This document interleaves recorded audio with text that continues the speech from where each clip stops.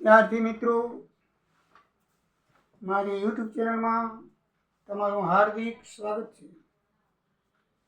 આજે આપણે business accounting 4ની અંદર સામાન્ય વીમા કંપનીના હિસાબોમાં કેટલાક મહત્ત્વના મુદ્દાની ચર્ચા કરશું।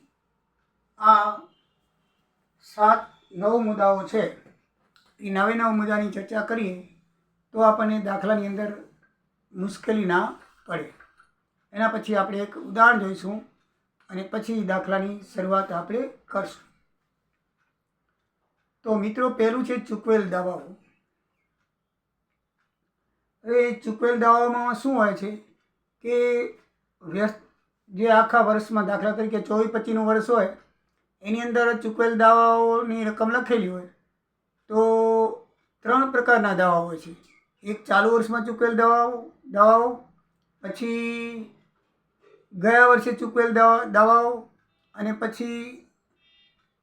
પછી ચૂકવાના બાકી દાવાઓ। ચૂકવાઈ ગયેલા દાવાઓ, ગયા વર્ષના ચૂકવાના બાકી દાવાઓ અને આ વર્ષે ચૂકવાના બાકી દાવાઓ, એમ તો 3 પ્રકારના દાવા હોય છે અને એનો પછી કાનૂની ખર્ચ હોય છે। પછી પુનર્વીમાની વસૂલાત હોય છે। આપણે મોટો વીમો ઉતરાયો હોય તો બીજી કંપની પાસે આપણે ઉતારી છે એટલે આપણને ખબર છે કે એને પુનર્વીમો કહેવાય, તો એની જે આવક થઈ હોય તે આવક। આ બધીમાં આપણે હિસાબ કઈ રીતે કરવો કે આપણે હવે ચૂકવવાના દાવાની કેટલી રકમ બાકી રહેશે। તો ચૂકવેલ દાવાઓમાં મિત્રો વર્ષ દરમિયાન વીમા કંપનીએ સ્વીકારેલા વીમા અંગે જે દાવાઓ ચૂક્યા હોય તે મહેસૂલી ખાતાની ઉધાર બાજુ આવે। જે દાવાઓ ચૂક્યા હોય કારણ કે ખર્ચ છે એટલે ઉધાર બાજુ આવે અને પુનર્વીમા હેઠળ મળેલ દાવાની રકમ બાદ કરવામાં આવે। એમાંથી શું કરવામાં આવે? બાદ કરવામાં। આપણે પહેલાં ઉદાહરણ જોશું। જો ગયા વર્ષના અંતે અમુક દાવાઓ બાકી હોય તો સ્વાભાવિક રીતે ચાલુ વર્ષે ચૂકવાયા છે એટલે દાવાની રકમમાંથી ગયા વર્ષની બાકી બાદ કરવી જોઈએ અને ચાલુ વર્ષે પણ કેટલાક ચૂકવાના બાકી હોય તો એ પણ બાદ કરવા જોઈએ। આમ કેટલાક દાવાઓની માહિતી વીમા કંપનીને મળી હોય અને તે ન ચૂકવાયા હોય તો ચાલુ વર્ષની ખોટ ગણી અને ચૂકવેલ દાવાની રકમમાં ઉમેરવામાં આવે છે। એટલે મિત્રો મેં તમને હમણાં વાત કરી કે 3 પ્રકારના દાવા હોય। ચાલુ વર્ષે ચૂકવાઈ ગયેલા દાવાઓ, ચાલુ વર્ષે નહીં ચૂકવાયેલા દાવાઓ અને ગયા વર્ષના ચૂકવાના બાકી દાવાઓ। તો આ દાવાઓની આપણે કેવી રીતે હિસાબ કરવો અને એના નફા ઉપર શું અસર થાય તો એ આપણે જોઈએ। એનો એક દાખલો જોઈશું। ઉદાહરણ નંબર 1 પહેલાં મુદ્દા સમજી લઈએ પછી તમને સમજાઈ જશે। દાખલા તરીકે તમારામાં એક ઉદાહરણ આપેલું છે દાખલાના વીમાઓનું। આ વીમાઓનું તમે જોઈ લો। તો આની અંદર તમને જે આપેલું છે અને ગણતરી કરેલી છે તે હું તમને સમજાવું છું। જુઓ તો એની અંદર 2024-25ના વર્ષ દરમિયાન ચૂકવેલ દાવો લખ્યા છે 6,70,000 મિત્રો। દાખલાની રકમ છે 31/3/24ના રોજ ચૂકવાના બાકી છે 65,000। પછી 31/3/25ના રોજ ચૂકવાના બાકી લખ્યા છે 90,000। દાવા અંગેનો કાનૂની ખર્ચ છે 30,000 અને પુનઃવીમાની વસૂલાત છે 30,000। તો મિત્રો હવે એની ઉધાર બાજુ કેવી રીતે લખાશે? બરાબર છે। મહેસૂલ ખાતાની ઉધાર બાજુ આ રીતે લખાશે કે ચૂકવેલ દાવાઓની રકમ છે 6,70,000 બરાબર છે। બાદ શું કરવાનું? પુનર્વીમાની વસૂલાત બાદ કરવાની અંદર, કારણ કે પુનર્વીમો જે છે એની વસૂલાત આપણે આવી હોય તો એ શું કરવી પડે? બાદ કરવી પડે। તો 30,000 બાદ થાય એટલે 6,40,000 રૂપિયા વધે। પછી ગયા વર્ષના ચૂકવાના બાકી છે એ બાદ કરવા જોઈએ તો 65,000 બાદ કર્યા એટલે 5,75,000 રૂપિયા આવ્યા। હવે ચાલુ વર્ષના ચૂકવાના બાકી છે એ ઉમેરવાના કારણ કે એની જોગવાઈ કરવાની છે। આ 5,75,000 રૂપિયા તો આપણી પાસે થયા। હવે એને ચાલુ વર્ષના ચૂકવાના બાકી 90,000 એ ઉમેરીએ તો 6,65,000 રૂપિયા થાય અને પછી દાવા અંગે જે કાનૂની ખર્ચ થયો એ ઉમેરી એટલે 6,95,000 રૂપિયા આપણે છેલ્લે વધે।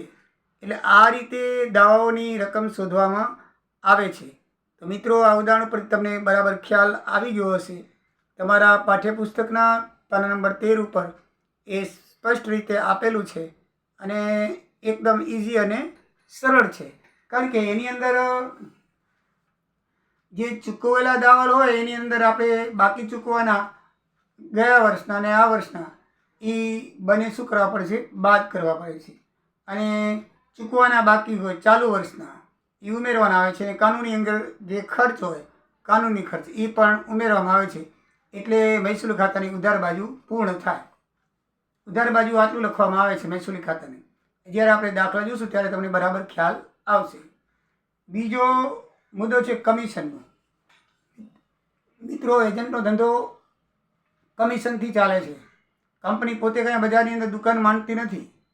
એ હર વિસ્તારમાં હર જગ્યાએ એજન્ટોની મેલ આવે છે ને એજન્ટોને એ વધારે 15% કે 20% કમિશન આપે છે. આપણે જોયું છે પ્રાઇવેટ કંપનીઓ તો 50% આપે છે, પછી ઉઠી જાય છે. બરાબર. પણ LIC જેવી કંપનીઓ છે, બરાબર, જે સરકારી રજિસ્ટર કંપનીઓ છે, એ મેક્ઝિમમ 15%થી કમિશન વધારે આપતી નથી, પ્રીમિયમના 15%. એટલે એજન્ટો શું કરે છે, પોતાની આવક લેવા માટે થઈને પબ્લિકનો સંપર્ક કરે છે અને એ વીમો ઉતરાવે છે. અને વીમાનું પ્રીમિયમ જે છે, ફર્સ્ટ પ્રીમિયમ, એ પોતે શું કરે છે, વીમા કંપનીમાં ભરી આપે છે અને વીમા કંપની એને કમિશન ડાયરેક્ટ એના ખાતામાં જમા કરે છે. એ કમિશન રોકડું આપતી નથી, પણ એ શું કરે છે, ડાયરેક્ટ જમા કરે. વીમા કંપનીનો આ શું છે, ખર્ચ છે, એટલે એ કમિશન ખાતે ઉધારવામાં આવે છે. બરાબર છે. પણ આપણે જો પુનઃ વીમો કરાવ્યો હોય, દાખલા તરીકે મોટું વીમો લીધો હોય, માનો કે 5-10 કરોડનો LICનો, અમિતાભ બચ્ચને 20 કરોડનો લીધો હોય, તો પ્રીમિયમ મોટું હોય, રકમ મોટી હોય, તો આપણે પુનઃ વીમો બીજી કંપની પાસે કરાવીએ છીએ. તો પુનઃ વીમાનું જે આપણે પ્રીમિયમ આપણામાંથી એને ભાગ આપીએ છીએ, બરાબર ને, એટલે બીજા કંપની સોંપી ત્યારે એને પણ આપણે કમિશન આપવું પડે છે એના ઉપર. તો એ જે કમિશન આપણે એ આપણી આવક થાય અને આપણે પ્રીમિયમ જે ચૂકવીએ એ શું થાય, આપણો ખર્ચ થાય છે. તો આમ સ્વીકારેલ પુનઃ વીમાનું કમિશન મહેસૂલી ખાતાની ઉધાર બાજુ સીધા ધંધાના કમિશનમાં ઉમેરી અને કમિશનનો કુલ સરવાળો કરી મહેસૂલ ખાતાની ઉધાર બાજુની કોલમમાં બહાર લખાય છે. બરાબર છે. આવું કામ આપણે બોજો ઘટાડવા માટે પુનઃ વીમો લઈએ છીએ, આપણે જોઈ ગયા છીએ. ત્રીજો છે વહીવટી ખર્ચા. એટલે વહીવટી ખર્ચામાં સામાન્ય રીતે નીચેનો સમાવેશ કરવામાં આવે છે. કયો? એક, પગાર, ગ્રેજ્યુટી, સ્ટાફનો પગાર આપવો પડે, ગ્રેજ્યુટી ચૂકવવી પડે, રિટાયર થતો હોય તો કોઈ એને રકમ આપવી પડે, એને ગ્રેજ્યુટ કહેવાય છે. પ્રોવિડન્ટ ફંડમાં ફાળો એટલે PPF કહેવાય છે એને. એટલે જ્યારે એ નોકરી કરતો હોય ત્યારે પગારમાંથી અમુક રકમ કાપી લેવામાં આવે છે. એ રકમને પ્રોવિડન્ટ ફંડમાં ફાળો કહેવાય છે, ડાયરેક્ટ એના ખાતામાં જમા થાય છે અને રિટાયર થાય એટલે ગ્રેજ્યુટી સ્વરૂપે એને પરત આપવામાં આવે છે, વ્યાજ સહિત. એ દરેક સરકારી નોકરીઓમાં હોય છે. બરાબર. એટલે PPF એટલે એનો એક જાતનો ભવિષ્યમાં એને રકમ આપવી પડશે એવો એક ફંડમાં વીમા કંપનીના પગારમાંથી કાપીને એક એના PPF નામનું ખાતું હોય છે, એમાં એ જમા કરે છે અને પછી છેલ્લે એને વ્યાજ સાથે રકમ પરત કરે છે. એટલે જ આપણે કહીએ સરકારી નોકરી રિટાયર થાય એટલે પૈસા મળે છે, આના પૈસા મળે. પછી ડિરેક્ટરોની ફી હોય, ઓડિટ ફી હોય, કાનૂની ખર્ચા હોય, ભાડા ભથ્થા થયા હોય, મુસાફરી ખર્ચ ત્યાં થયો હોય, તાર ટપાલ ખર્ચ, સ્ટેશનરી છપામણી, જાહેરાત વગેરે થતા હોય છે. આ જે તે વિભાગને ખર્ચા હોય છે એ મહેસૂલી ખાતામાં દર્શાવાય છે અને એ નફા નુકસાન ખાતામાં સામાન્ય વહીવટી ખર્ચ તરીકે દર્શાવવામાં આવે છે, ઉધાર બાજુ. બરાબર છે. પછી છે નફો કે ખોટનો મુદ્દો, ચોથો. તો સામાન્ય વીમા કંપનીમાં 1 વર્ષ માટે જોખમ સ્વીકારે છે. એટલે પૂરું વર્ષ થતાં પ્રીમિયમની આવકમાં ચૂકવેલ દાવાઓ અને ખર્ચ બાદ કરતાં નફો કે ખોટ શોધી શકાય છે. વર્ષ દરમિયાન જો પ્રીમિયમ મળ્યું હોય અને વર્ષ દરમિયાન સ્વીકારેલ વીમા પર નુકસાન થાય તો ચૂકવી દેવામાં આવે છે અને જોખમ માટેનું અનામત બાદ કરતાં જે રકમ વધે તેને નફો ગણવામાં આવે છે. એ રકમ ચૂકવી દેવામાં આવે છે. જોખમ માટેનું અનામત હોય ને એમાંથી બાદ કરી દેવામાં આવે છે અને પ્રીમિયમને નફા તરીકે ગણવામાં આવે છે. પછી જોખમનું માટેનું અનામત બાદ કરતાં જે રકમ વધે એ શું કહેવાય? એ નફો કહેવાય કંપનીનો. દાખલા તરીકે તમે આગનું પ્રીમિયમ ઉતાર્યું હોય અને તમારે ભવિષ્યમાં 50,000 ચૂકવવાના છે, તો 50,000 તમે અનામત કરેલું છે, રાખવું પડે છે. ભાઈ એમાં 50% અનામત કે 100% અનામત રાખવું પડે, નિયમ છે. એટલે અનામત રાખેલું હોય અને માનો કે ભાઈ 50,000ને બદલે 40,000નું નુકસાન થયું હોય તો આપણે 40,000 ચૂકવી જઈએ. 10,000 રૂપિયા છે ને એ આપણને ફાયદો કહેવાય. બરાબર છે.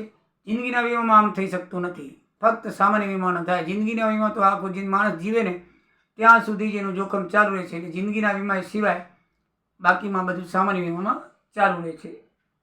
હવે બાકી જોખમ માટેનું અનામત, હવે જો આગનો વીમો હોય કે દરિયા વીમો હોય એ બધી પોલિસી 1 વર્ષ માટે ઉતારવામાં આવે છે. બરાબર છે. એટલે 1 વર્ષ માટે ઉતારવામાં આવે એટલે જો ખરેખર વીમો કે નુકસાન થાય તો એનું પ્રીમિયમ તો પહેલેથી વસૂલ કરી લેવાનું આવે છે. હવે જો એની મુદત વીતી ગઈ હોય અને કોઈ નુકસાન થાય તો આપણે એમાંથી કંપનીએ દાવો ચૂકવવો પડે. પણ માનો કે નુકસાન ન થાય તો પ્રીમિયમ છે એ શું થાય છે? આવક થાય છે. શું થાય છે? એ આવક થાય છે. અને આવા વીમા માટે દાખલા તરીકે તમે પહેલું પ્રીમિયમ 5,000 રૂપિયા સ્વીકાર્યું હોય પછી માનો કે આગ લાગી અને ચૂકવવાના 50,000 આવ્યા તો 50,000 તો એનું પ્રીમિયમ તો 5,000 આવ્યું છે અને ચૂકવાના પૈસા ક્યાંથી? તો એના માટે આપણે ભાવિ જોખમ માટેનું અનામત એક ઊભું રાખવાનું હોય છે. એ અનામતમાંથી આપણે રકમ ચૂકવી આપીએ છીએ. વધારાનો અનામત હવે નિયમ એવો છે કે પરચુરણ વીમા હોય આગના કે દરિયાઈ વીમા એનું તમે 50% રકમ તમારે અનામત ભંડોળ રાખવો નિયમ છે આરબીઆઈમાં. અને બીજા દરિયાઈ વીમા માટે 100%, આગના વીમા માટે પરચુરણ વીમા માટે 50% અને દરિયાઈ વીમા માટે 100% અનામત રાખવું પડે છે કારણ કે જોખમ છે.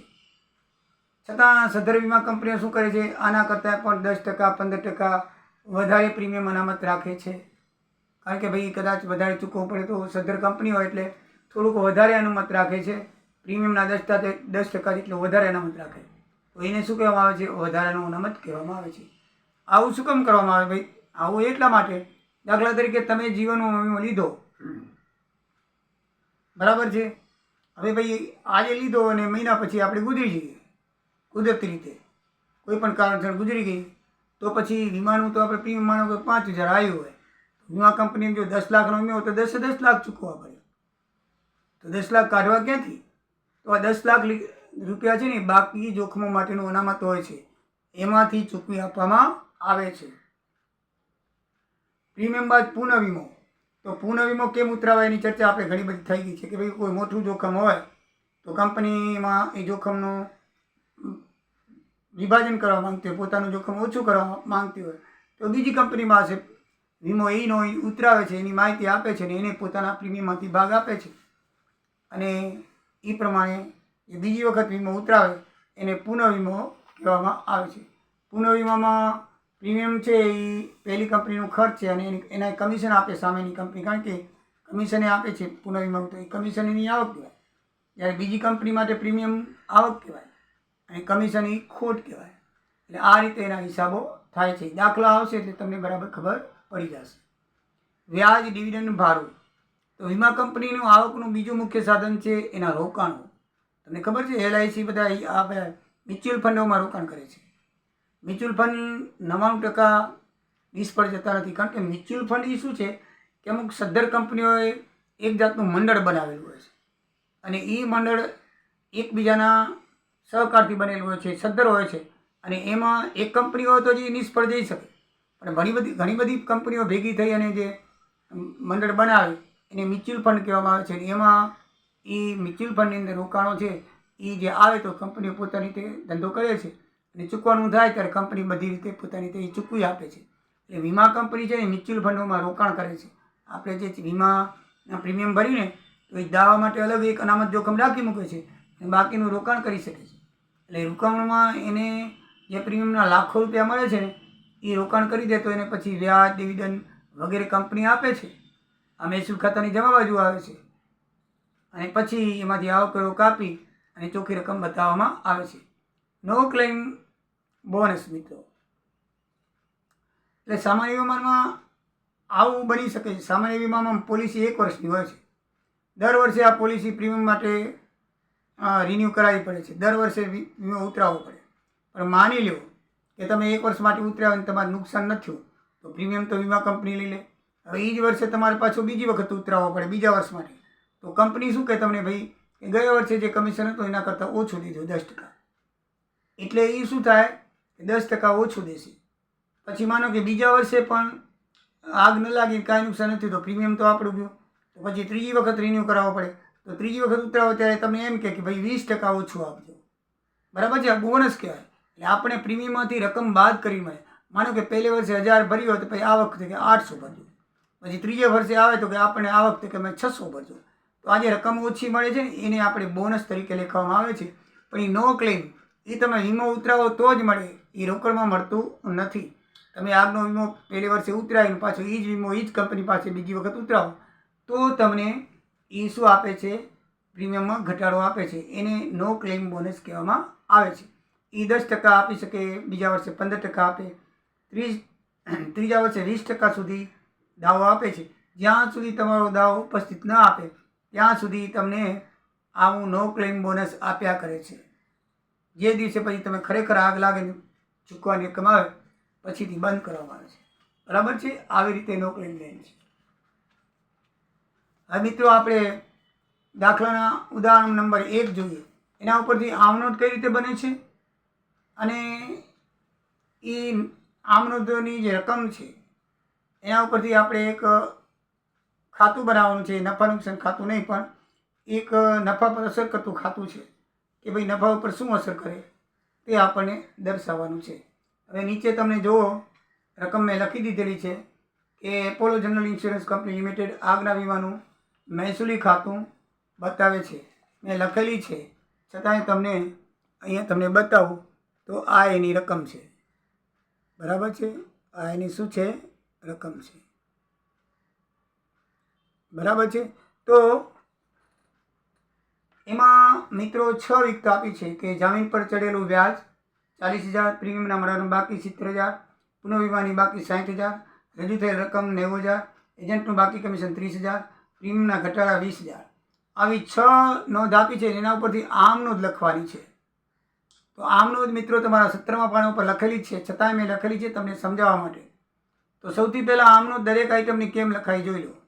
પહેલી આઇટમ છે જામીનગીરી પર ચડેલું વ્યાજ. તો ચડેલું વ્યાજ છે એ આપણું લેણું છે.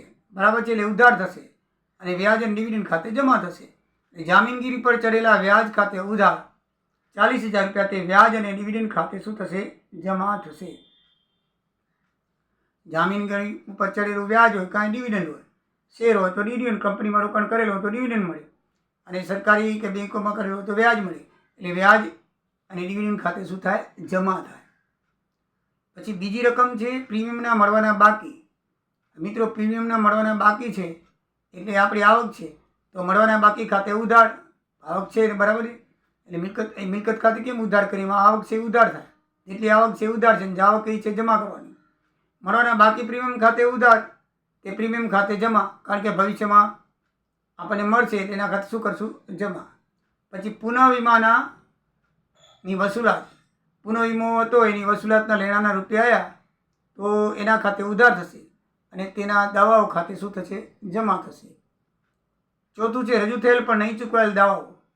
આપણે રજૂ થયેલા દાવાઓ પણ હજી એનું સેટલમેન્ટ પૂરું નથી હોય એટલે ચૂકવાના નહીં, પેન્ડિંગમાં પડ્યા છે, તો એ આપણો ખર્ચ છે.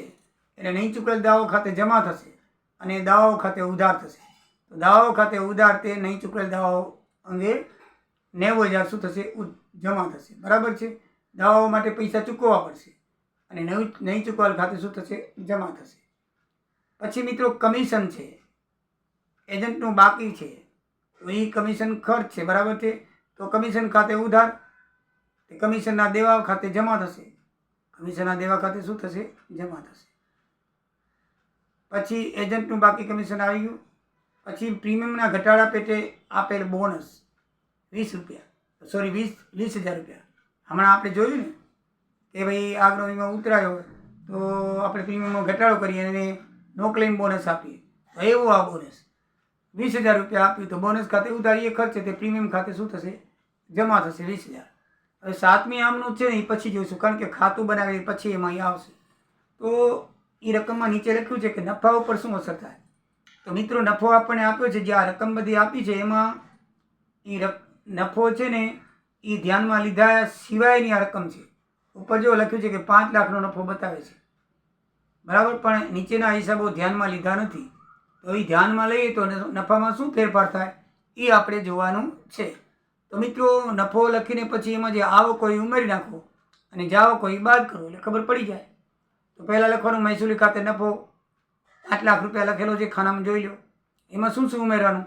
વ્યાજ અને ડિવિડન્ડ આપણી આવક છે, મળવાનું પ્રીમિયમ છે આપણી આવક છે, પુનઃવીમાની વસૂલાતી આપણી આવક છે, અમે પ્રીમિયમ ઘટાડ રૂપે આપેલું બોનસ એ પણ આપણી આવક છે. એ શું છે? આપણી આવક છે. તો એ છે ને ઉમેરવાની, એ શું કરવાની? ઉમેરવાની. એ 4 આઈટમ ઉમેરો એટલે નફો આપણો 6,90,000 થાય. હવે એમાંથી બાદ શું થાય? તો જે આપણે ખર્ચ છે એ નહીં ચૂકવેલ દવાના પૈસા આપવા પડશે એટલે બાદ થાય. પછી કમિશન પેટે આપણે રકમ આપીશું એજન્ટને તો એ બાદ થાય. હવે પ્રીમિયમ બાકી જોખમ અનામત ઊભું કરવું પડશે. એ ધ્યાન રાખજો, જોખમ અનામત શું કરવું પડશે? ઊભું કરવું પડશે. એ 45,000 રૂપિયા એ બાદ થાય. તો એ 3 વસ્તુ બાદ કરી 1,85,000 તો 5,05,000નો ચોખ્ખો નફો થાય. આ આઈટમની અસર આપ્યા પછી પણ 5,000 રૂપિયા નફો વધ્યો. તો આ રીતે નફાની અંદર છે ને જે આવક છે ઉમેરવાની, જે આવક છે એ બાદ કરવાની. એમાં મિત્રો એક પ્રીમિયમ બાકી જોખમ અનામત કેવી રીતે ઊભું કરી શકાય. હવે આમ નોંધ તમે 2 અને 6 નંબર જુઓ, એમાં પ્રીમિયમની આવક 70,000 રૂપિયા છે અને 6ની અંદર તમે જોશો તો બોનસ ખાતે ઉધાર આપવાનું છે પ્રીમિયમ, એ આગના વીમામાં આપી છે એ 20,000 છે. એટલે ટોટલ આપણને આવક થઈ 90,000ની આવક થાય છે. હવે પ્રીમિયમની આવક પર હંમેશા બાકી જોખમ 50% રાખવું પડે આ વીમામાં, અને દરિયાનો વીમો તો 100% નિયમ છે. 50% તમે જોખમ રાખો પ્રીમિયમની આવક ઉપર. પ્રીમિયમની આવક 90,000 છે તો 50% એટલે અડધા 45,000 આપણે અનામત જોખમ તરીકે રાખવા પડે. એટલે આ ખાતામાં પ્રીમિયમ બાકી અનામત જોખમ 45,000 કર્યા છે. દાખલામાં આપેલ નથી પણ એ આપણે શોધવા પડે. એટલે 45,000 જોખમ અનામતની આમ નોંધ કરીએ તો આગ વિભાગના મહેસૂલી ખાતે 45,000, કારણ કે આગવાળાને આપવા પડે કે બાકી જોખમના અનામત ખાતે જમા, અનામત હંમેશા જમા ખાતે હોય તો 45,000 રૂપિયા જમા. તો મિત્રો આ રીતે આપણે મહત્ત્વના મુદ્દાની ચર્ચા કરી અને ઉદાહરણ નંબર 1માં હું આમનોંધ સાથે નહીં સમાવેલ મુદ્દાઓનો નફા ઉપર શું અસર થાય છે એ આપણે જોયું. હવે નેક્સ્ટ વિડીયોમાં આપણે દાખલા શરૂ થશે અને એ દાખલા આપણે હવે જોઈશું. તો મિત્રો આવજો. જય સિયારામ, જય દ્વારિકાધીશ.